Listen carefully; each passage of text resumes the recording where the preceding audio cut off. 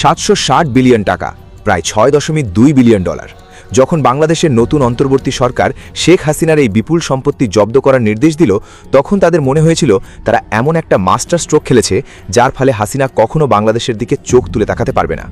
তারা ভেবেছিল আন্তর্জাতিক অপরাধ ট্রাইব্যুনালের রায়ের মাধ্যমে শেখ হাসিনা চিরতরে ভারতে লুকিয়ে থাকতে বাধ্য হবেন। কিন্তু এই 760 বিলিয়ন টাকা জব্দ কি শুধু একটা টোপ ছিল? শেখ হাসিনার আত্মসমর্পণের পেছনে কি ভারতের জাতীয় নিরাপত্তা উপদেষ্টা অজিত ডোভালের কোনো ভয়ঙ্কর গোপন পরিকল্পনা ইতিমধ্যেই সক্রিয় হয়ে গেছে? রাতারাতি ঢাকা থেকে শুরু করে চীন এবং আমেরিকা পর্যন্ত সবার নিঃশ্বাস আটকে দিয়েছে। আমেরিকার সেই ঐতিহাসিক ভুলটা কি ছিল যার কারণে আজ সুপার পাওয়ার আমেরিকা এবং পুরো ইউরোপ হাঁটু গেড়ে বসে মোদী সরকারের নীরব মাস্টার স্ট্রোককে সমর্থন করতে বাধ্য হয়েছে? আর শেখ হাসিনার সেই একটা সংলাপ, যদি মরতেই হয় তবে নিজের মাটিতেই মরব, কিভাবে তা পাকিস্তানের আইএসআই এবং চীনের বিলিয়ন ডলারের প্রকল্পগুলোকে এক ঝটকায় ধ্বংস করে দিয়েছে। আজকে আমরা এমন একটা ভূরাজনৈতিক কৌশল বিশ্লেষণ করতে চলেছি যেখানে ভারত একটা গুলিও না ছুড়ে, কোনো উচ্চবাচ্য না করে নিজের শত্রুদের তাদেরই পাতা ফাঁদে এমনভাবে আটকে ফেলেছে যে এখন তারা না গিলতে পারছে, না পারছে উগড়াতে। তার আগে দয়া করে আমাদের পেজটি ফলো করে নিন, এতে আপনাদের 1 সেকেন্ড সময় লাগবে, কিন্তু আমাদের অনেক হেল্প হয়। আগামী কয়েক মিনিটে আপনি যা বুঝতে চলেছেন তা কোনো সংবাদ মাধ্যমে বলা হয়নি। এটা কোনো গল্প নয়, এটা চলমান একটা বৈশ্বিক ক্ষমতার খেলা। ঢাকার আর্থিক গোয়েন্দা সংস্থা গর্বের সঙ্গে জানিয়েছে যে তারা দেশের ভেতরে শেখ হাসিনার 760 বিলিয়ন টাকা এবং বিদেশে 190 বিলিয়ন টাকার সম্পত্তি বাজেয়াপ্ত করেছে। সংস্থার প্রধান ইফতার মোহাম্মদ মামুন দাবি করেছেন, বিদেশ থেকে টাকা ফেরানোর কাজ চলছে এবং খুব শিগগিরই ভালো খবর শুনতে পাওয়া যাবে। আগস্ট 2024-এর সহিংস অভ্যুত্থানের পর তারেক রহমানের নেতৃত্বে ক্ষমতায় আসা সরকার এটাকে তাদের সবচেয়ে বড় জয় হিসেবে দেখছে। তাদের বর্ণনা ছিল হাসিনা দুর্নীতিগ্রস্ত, ভয়ে পালিয়ে গেছেন এবং আওয়ামী লীগের চিরতরে অবসান হয়ে গেছে। কিন্তু তারা বুঝতেই পারেনি দিল্লির সাউথ ব্লকের ভেতরে বসে থাকা কৌশলবিদরা তাদের এই অহংকারেরই অপেক্ষা করছিল। খবরটা ছড়িয়ে পড়তেই শেখ হাসিনার রয়টার্সকে এমন একটা সাক্ষাৎকার দেন যা বাংলাদেশের রাজনীতিতে রিক্টার স্কেলে 9 মাত্রার ভূমিকম্প ঘটায়। তিনি শান্ত কিন্তু দৃঢ়কণ্ঠে বলেন, ঢাকার কর্মকর্তারা তাকে ফিরিয়ে নিতে চাইছে, বারবার ভারতের কাছে চিঠি পাঠাচ্ছে, কিন্তু এর প্রয়োজন নেই, তিনি নিজেই ফিরে আসছেন।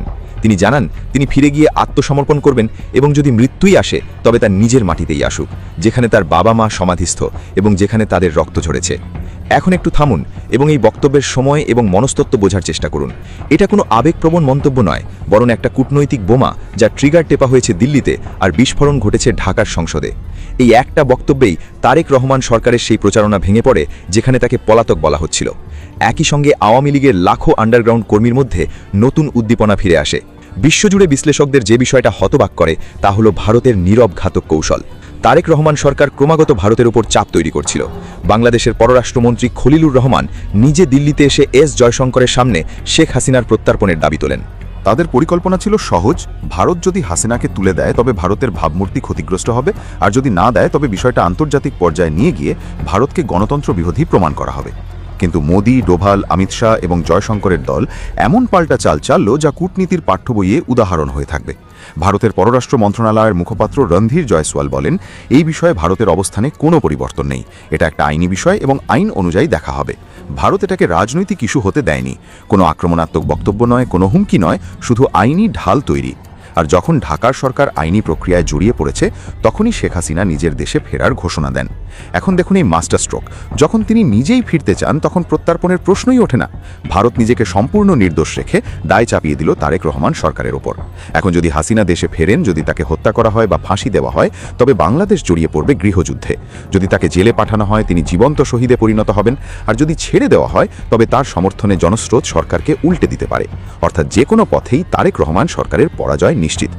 এই খেলার আরেকটা বড় দিক হলো আমেরিকা এবং ইউরোপের অবস্থান।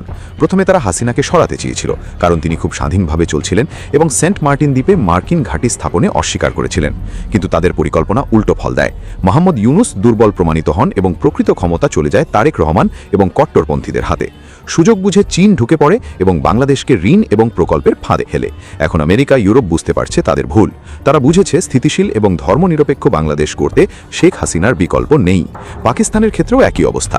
আইএসআই ভেবেছিল হাসিনা চলে গেলে তারা নতুন সন্ত্রাসী নেটওয়ার্ক তৈরি করবে, কিন্তু আত্মসমর্পণের ঘোষণা তাদের পরিকল্পনায় ধাক্কা দিয়েছে। রাশিয়া শুরু থেকেই ভারতের পাশে ছিল এবং অভ্যুত্থানকে বিদেশি চক্রান্ত বলেছিল। জাপানও স্থিতিশীল সরকার চায়, কারণ তাদের বড় বিনিয়োগ রয়েছে বাংলাদেশে। সব মিলিয়ে ভারতের কৌশল পরিষ্কার, কোনো চাপের কাছে নতি স্বীকার নয়, বরং নিজের স্বার্থে পরিস্থিতিকে কাজে লাগানো।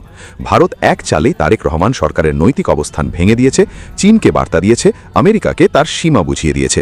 এটা শুধু অন্য দেশের রাজনীতি নয়, বরং এটা ভারতের জাতীয় নিরাপত্তার সঙ্গেও জড়িত। বাংলাদেশে অস্থিতিশীলতা বাড়লে ভারতের উত্তর পূর্বাঞ্চলে তার প্রভাব পড়বে। তাই সীমান্ত সুরক্ষায় ইতিমধ্যেই কড়া পদক্ষেপ নেওয়া হয়েছে, সীমান্ত সিল, নজরদারি জোরদার ইত্যাদি। গল্প এখানেই শেষ নয়। শেখ হাসিনার ফেরার দিন যত এগিয়ে আসবে ততই পরিস্থিতি উত্তপ্ত হবে। রাজনৈতিক গ্রেফতার, সেনাবাহিনীতে তৎপরতা সবই দেখা যেতে পারে। কিন্তু খেলা এখন শুরু হয়ে গেছে। ভারত তার কৌশল দিয়ে পুরো রাজনৈতিক সমীকরণই বদলে দিয়েছে। এখন দেখার বিষয়, যেদিন শেখ হাসিনা ঢাকায় নামবেন সেদিন তারেক রহমান কি করেন। মনে রাখবেন, ডিসেম্বরই সেই মাস যখন বাংলাদেশের জন্ম হয়েছিল ভারতের সাহায্যে। আর এবার কি সেই মাসে আরেকটা বড় রাজনৈতিক পরিবর্তন ঘটতে চলেছে? আজকের আলোচনা ভালো লাগলে প্রতিবেদনটি একটি লাইক করে দেবেন, আর পেজটি ফলো করা সেটা না হয় আপনার উপরে ছেড়ে দিলাম। ভালো থাকবেন, সুস্থ থাকবেন।